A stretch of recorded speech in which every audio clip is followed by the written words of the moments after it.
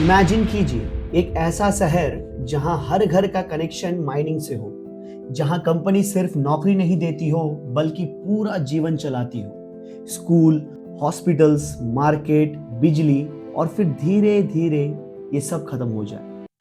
ये कहानी है मुसाबनी की, झारखंड का एक माइनिंग टाउन जो कभी भारत का कॉपर प्रोडक्शन का एक इंपॉर्टेंट सेंटर था। चलिए जानते हैं मुसाबनी की इतिहास को। सबसे पहले लोकेशन समझते हैं। आज मुसाबनी झारखंड के ईस्ट सिंहभूम डिस्ट्रिक्ट में पड़ता है, घाटशिला सब डिवीजन के अंदर।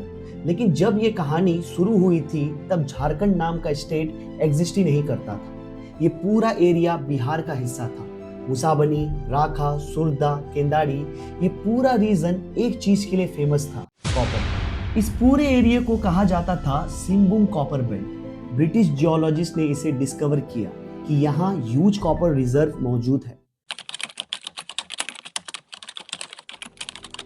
ये वही साल था जब साउथ अफ्रीका की केप कॉपर कंपनी ने घाटशिला के पास राखा एरिया में मॉडर्न एक्सप्लोरेशन शुरू की। उस समय ब्रिटिश कंपनी को यह समझ आ चुका था कि सिंहभूम कॉपर बेल्ट के नीचे मैसिव कॉपर रिजर्व मौजूद है। और शुरू में सिर्फ प्रोस्पेक्टिंग और जियोलॉजिकल सर्वे हो रहा था, लेकिन धीरे धीरे ब्रिटिश कंपनी को यह रियलाइज हो गया कि यहाँ लार्ज स्केल माइनिंग हो सकती है। 1920 तक लार्ज स्केल अंडरग्राउंड माइनिंग और स्मेल्टिंग ऑपरेशन स्टार्ट होने लगा। इस पीरियड में एस्टैब्लिश हुई इंडियन कॉपर कॉम्प्लेक्स।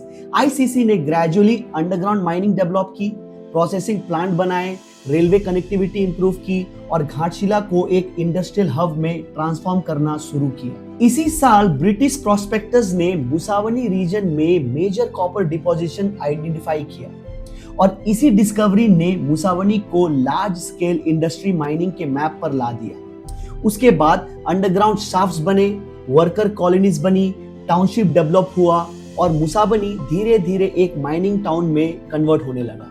लेकिन सिर्फ माइनिंग नहीं हो रही थी, यहाँ पूरा टाउनशिप बन रहा था। कंपनी देती थी quarters, schools, hospitals, playgrounds, clubs.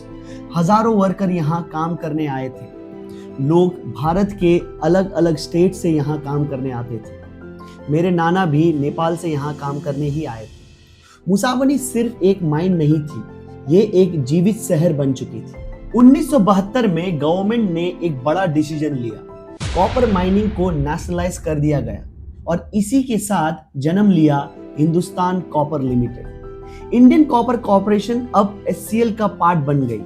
पूरा area Indian copper complex ICC Ghatshila के अंदर आ गया। यह साल सिर्फ मुसाबनी का गोल्डन फेज नहीं था, यह उसका सबसे जिंदा दौर था। सुबह होते ही सायरन बजती थी, पूरा टाउनशिप जग उठता था। हजारों वर्कर अंडरग्राउंड माइंस की तरफ जाते थे, बाजार खुल जाती थी, स्कूल बसेस चल पड़ती थी, हर तरफ मूवमेंट था, मानो एक जिंदगी सी थी। उस वक्त मुसाबनी में मार्केट हमेशा भरे रहते थे। दुर्गा पूजा और फेस्टिवल ग्रैंड स्केल पर सेलिब्रेट होता था। स्कूल बच्चों से भरी रहती थी, हर महीना सैलरी आता था। सब कुछ एक माइनिंग इकोनॉमिक पर डिपेंडेंट था। लोग कहते हैं उस वक्त मुसाबनी सोता नहीं था, ये एक वर्किंग टाउनशिप था।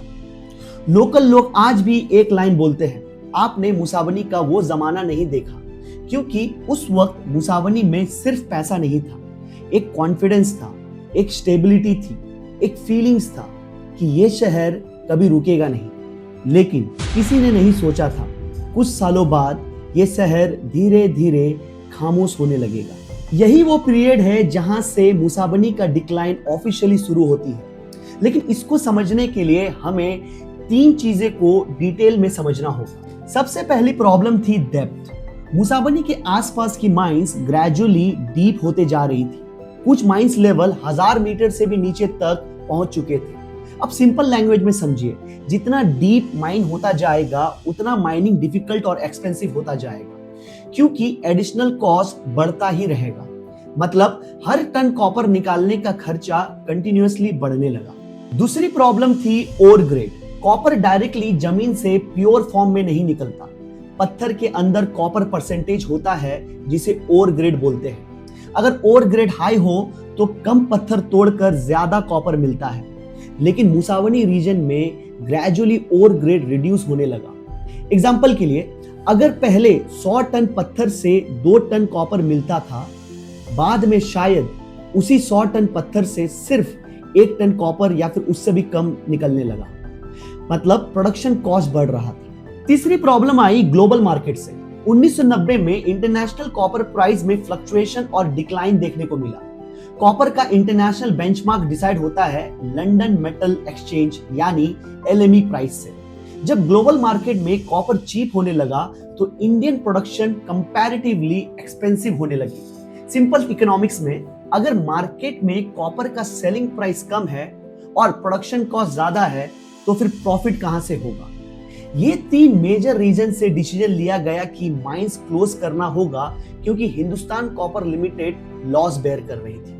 ऑफिशियली इस रीजन को बहुत फैलाया गया और इस नैरेटिव के बेसिस पर VRS यानी वॉलंटियर रिक्वायरमेंट स्कीम लाया गया। हाइपोथेटिकली सोचिए, आज क्या 2026 में किसी भी कंपनी के लिए एक साथ 2000 एम्प्लॉय को 1-2 साल के अंदर सिस्टम से बाहर कर देना आसान होगा?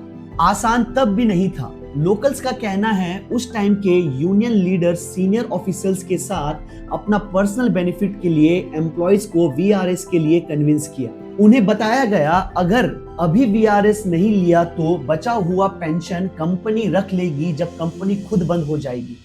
और इसी डर के माहौल में धीरे धीरे वर्कर्स से सिग्नेचर लिए गए। इंपॉर्टेंट पॉइंट समझिए, ये एलिगेशंस और लोकल परसेप्शन है। इन क्लेम्स का ऑफिशियली कोर्ट या गवर्नमेंट इन्वेस्टिगेशन में कंक्लूसिवली प्रूव नहीं किया गया, लेकिन ये नैरेटिव मुसावनी के लोगों के मेमोरी में आज भी ताजा है। धीरे धीरे वर्कर्स को VRS दिया गया, एक साथ नहीं, पार्ट बाय पार्ट। हर कुछ महीनों में कोई ना कोई सिस्टम से बाहर हो रहा था। एक वक्त था जो टाउनशिप 24 घंटा जिंदा रहता था, अब वही सन्नाटा बढ़ने लगा। मुसावनी का डिक्लाइन सिर्फ इकोनॉमिक नहीं है, ये इमोशनल कोलैप्स भी है, क्योंकि एक पूरी जनरेशन ने अपनी आंखों के सामने एक जीवित शहर को धीरे धीरे खत्म होता देखा। लेकिन यहां से सबसे बड़ा कॉन्ट्राडिक्शन स्टार्ट होता है, क्योंकि अगर माइन प्रैक्टिकली खत्म थी, अगर प्रोडक्शन फिजिबल नहीं था, तो फिर 2007 में वही माइंस दोबारा कैसे चालू हुआ? इस पीरियड में Australian link company monarch gold को माइनिंग ऑपरेशन रिवाइव करने का अपॉर्चुनिटी दिया गया। बाद में operational work Indo resource limited यानी IRL के थ्रू चलाया गया। सूरदा माइंस रीस्टार्ट हुई, प्रोडक्शन वापस आया और गेस व्हाट, प्रॉफिट भी हुआ। आज 2026 में मुसावनी और सिंबू माइनिंग बेल्ट की तस्वीर फिर से धीरे धीरे बदल रही है। इस सिंबूम के MP सांसद श्री विद्युत वरण महतो के लीडरशिप और पॉलिटिकल प्रेशर के अंडर कई माइनिंग प्रोजेक्ट को फिर से रिवाइव करने का प्रोसेस शुरू हुआ। तो सवाल उठता है, अगर रिसोर्सेज खत्म थी, प्रोडक्शन वापस कैसे आया? अगर माइनिंग इम्पॉसिबल थी तो प्रॉफिटेबल कैसे हुआ? इन सब सवालों ने मुसावनी के लोगों के मन पर एक परमानेंट डाउट छोड़ दिया गया। क्या प्रॉब्लम सच में थी या ये डिसीजन की वजह से ये प्रॉब्लम मुसावनी को फेस करना पड़ा?